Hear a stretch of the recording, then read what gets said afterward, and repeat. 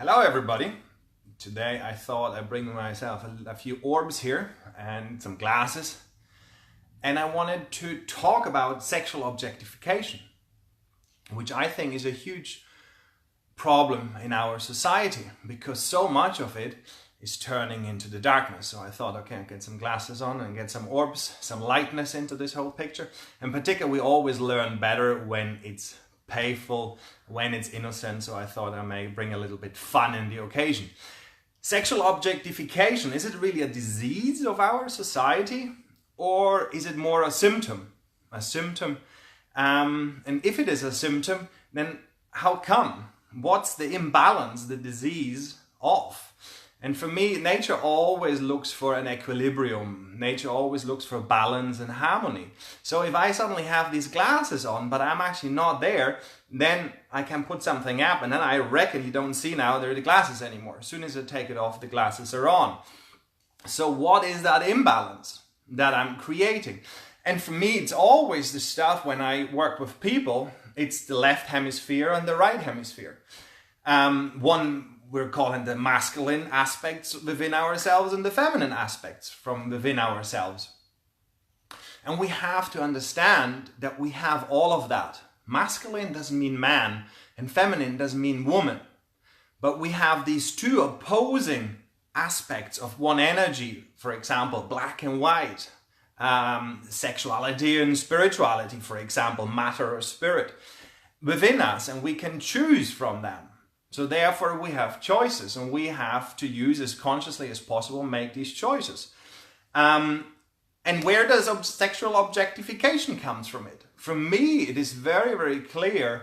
And I'm wearing those glasses because I don't want you to see how much of sexual objectification I always have done or still do. Because I have done it and I still do it. But the main point is, I need to know, do I want to wear these glasses? Do I want to become this hunter? Do I want to become this, how you want to call it, this rapist of energy, of taking energy from something else? Or do I choose, okay, don't want to wear these glasses? And this is really, really important. So what are the two aspects that we're working with here, right? How am I dominated by, how I'm working my system with glasses on or without? And the masculine always likes to focus, likes to detail. It's the hunter, right? The feminine aspects, or the right hemisphere, more likes the bigger picture at large, right? So where the male who's going out and is getting the food, was a woman in thousands of years ago is sitting at home and is making the food. So these are two very, very opposing sides. The one is inward inquiry. So the feminine or the right-hand hemisphere is the inward inquiry, whilst the masculine aspect of it is the outward inquiry. So therefore, sexual objectification. So what does the male do if it's dominated by masculine aspects, by an outward focus? It's going to objectify. It will find the origin of what it's dealing with on the outside rather than on the inside. The masculine will always find solutions. How do I do this? Where do I put this in the box and how do I deal with it? Whereas the other one is like, okay, let's just be with this. Let's just feel about what's going on. So therefore, I don't need to do anything. I just can be with that and notice that, what's going on. The masculine very much likes to conquer, to chase and to kill, or to join even. The feminine is more about incorporating and integrating how to make the family work, right? And remember, I'm not speaking of feminine woman.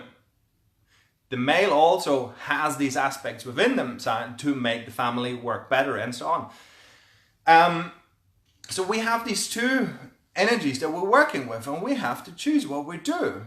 But here is the interesting thing, the inward thinking. As soon as I find myself with an excessive amount of sexual objectification, that means I'm on the outside. I'm finding my focus, what to do with it on the outside. I have lost myself. It is my center, because my center is I am, not what else is around me, what can I connect with. I have done a little video about the empath and how the empath identifies itself, right? About the singing bowl and the edges connecting to the outside world, or just who I am.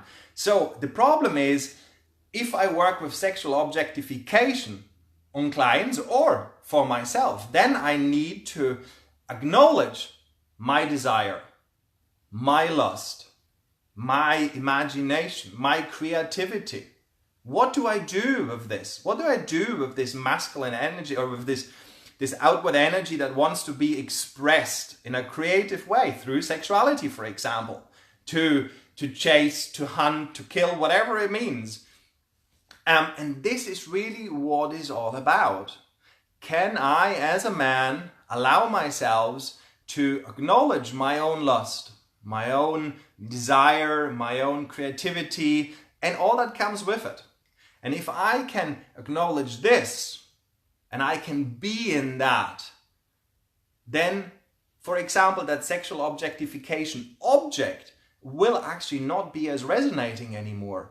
Because in my projection outward into the world, this object is there just for me to learn the lesson, to acknowledge, to know myself a little bit better of what's going on, what's driving me, what's my motivation deep down in my subconsciousness. So I'm digging deep, and therefore I need to take self-responsibility. I'm speaking about this because I listened to a YouTube movie about a guy speaking about self-objectifying. And it was, for me, it was a call for help. It's like, how should we deal with this? We as men, we have this massive desire, we have this massive urge to do it. And I'm just like, you can't blame me for it. It's just inside of me. Yeah, that's okay. But what is inside of you? What is it actually? For what are you going to take self-responsibility? This is what was going in my head. Like sexual objectification. You're doing something. But what is about the being? What is about, who is you? Who is the being that is sexual objectifying? That has the urge. And what is the urge? So it's sexual desire, lust, creativity, to express oneself, to chase, to win, whatever it is. And these are the things that so often in our lives are suppressed and come out in a creative aspect of, and so often it's sexuality. This is why it's so beautiful. Sexuality is such a playing field where the subconscious becomes conscious through sexual experiences.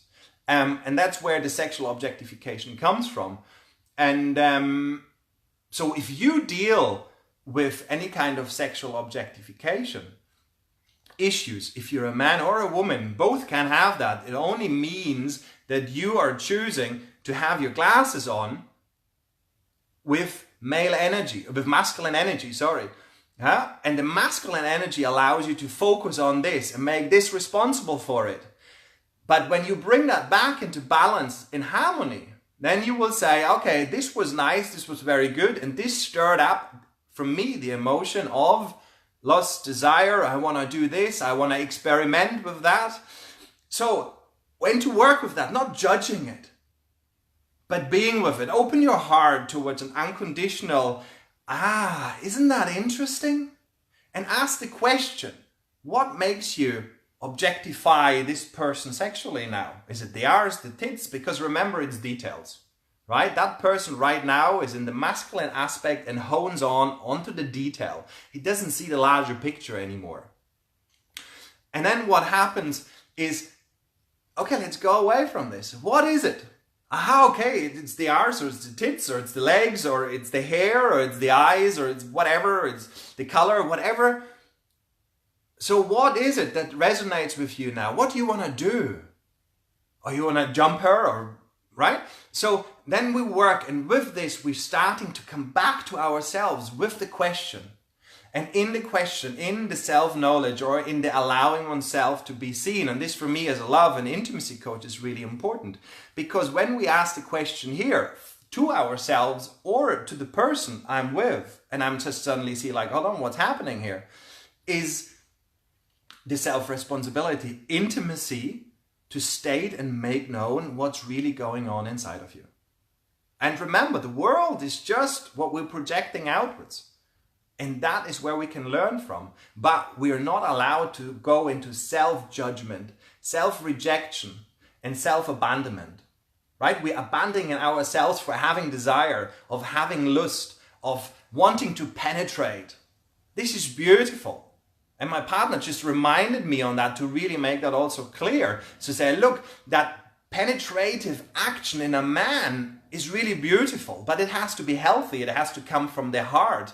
And the man has to own that. To say, I want to penetrate. I want to claim this. And when the heart is open and when it's based on mutual consent and it's communicated beforehand, then how wonderful to experience that, because it also gives a dynamic from dominant, submission, whatever it is, to play out that part. So, a symptom. Symptom, masculine side, feminine side. Outward, inward, more the chase, the hunt, more the, okay, how do I integrate this? How do I create harmony? Bringing that back together. For me, it's really like the leader, the family, these old typical role models.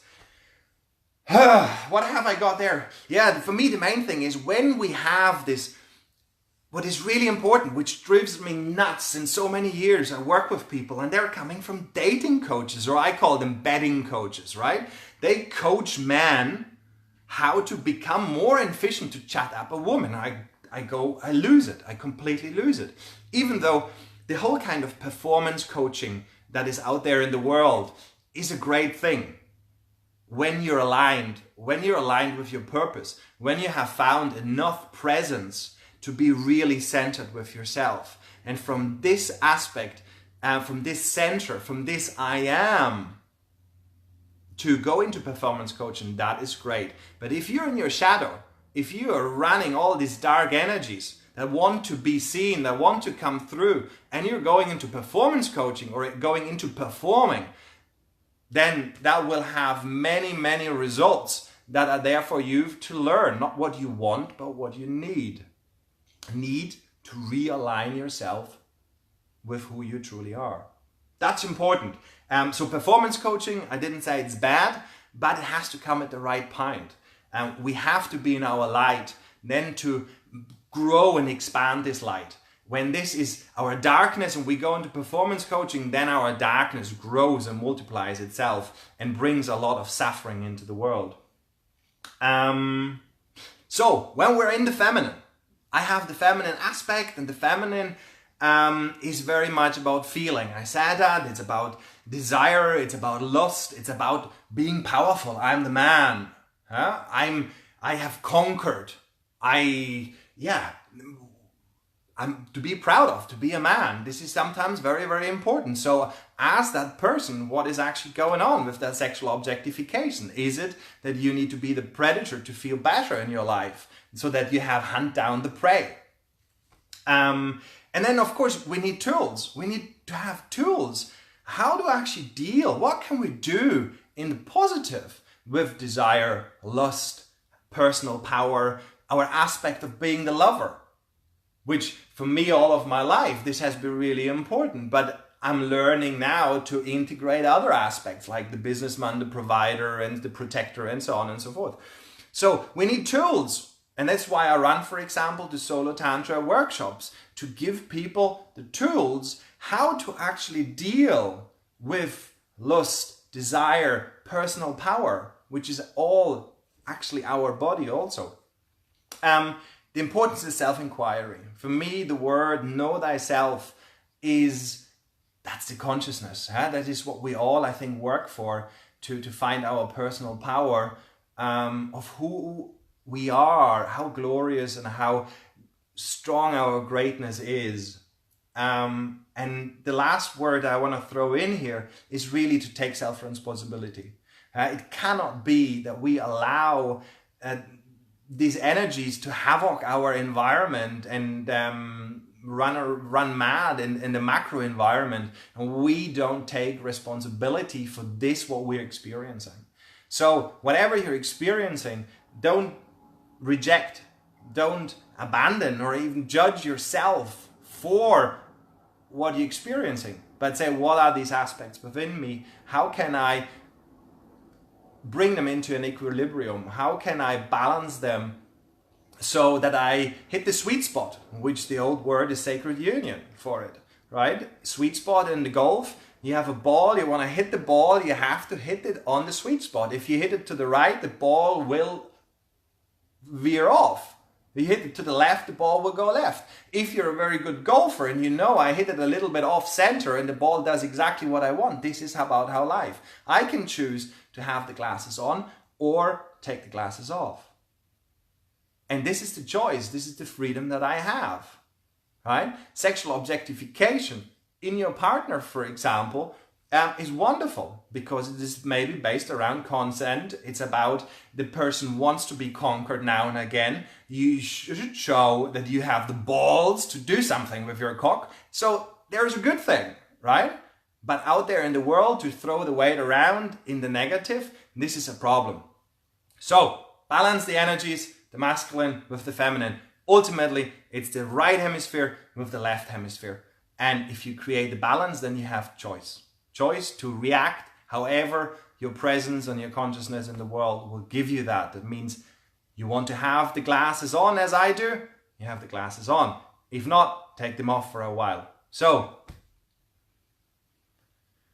how does the filter? I look forward to working with these filters. Have you ever seen these filters? They're awesome up there. So there you go. Wishing you a great day, and ask the question. When you see about sexual objectification, put it back, bring it back to self-inquiry and not excessively judgment, because with the judgment, we're fighting eye for eye, tooth for tooth, and that never works that well. But asking a question, stepping into one's own power is a wonderful thing. Wish you all the best. Rise and shine.